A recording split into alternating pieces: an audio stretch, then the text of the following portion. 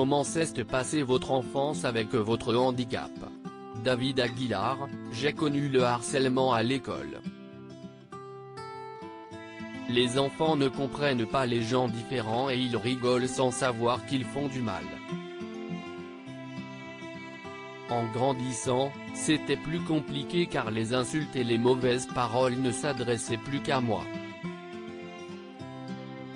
Par exemple, on me disait que c'était la faute de ma mère.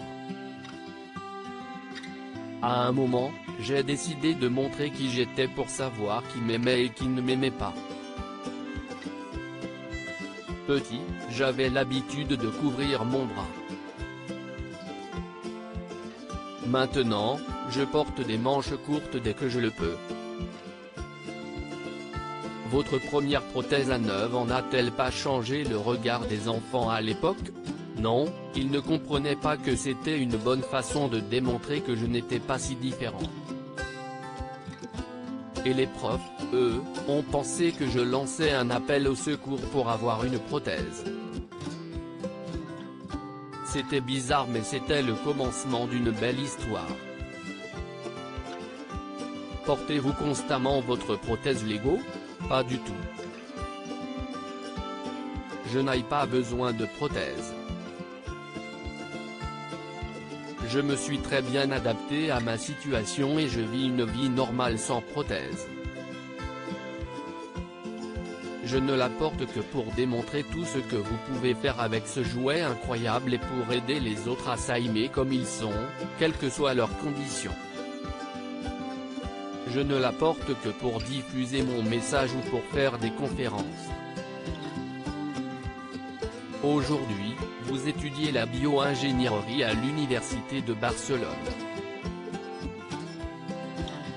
Je veux créer des prothèses pour les autres, fonctionnelles, pas trop chères, ni trop lourdes. Je travaille sur un prototype qui mixe les Lego et des éléments en polymère imprimés en 3D. Elles seront à destination des enfants mais aussi des grands. Si est-il plus facile de vivre quand vous naissez avec une condition comme la mienne que si vous êtes amputé plus tard, à 30 ou 40 ans, à cause d'un accident ou d'une maladie? Réalisez-vous que vous êtes un modèle pour beaucoup d'enfants? Savoir que des enfants me traitent comme un super-héros et demandent des Lego à leurs parents, si est-il super émouvant. Et cool. Mais comme dans Spider-Man, un grand pouvoir implique de grandes responsabilités. Je sais. Je dois toujours donner le bon exemple, toujours choisir les bons mots. Les personnes avec un handicap peuvent être très sensibles à ce que vous dites. Mais j'essaie toujours de dire la vérité et ce que je pense. Et ce, de la meilleure façon possible.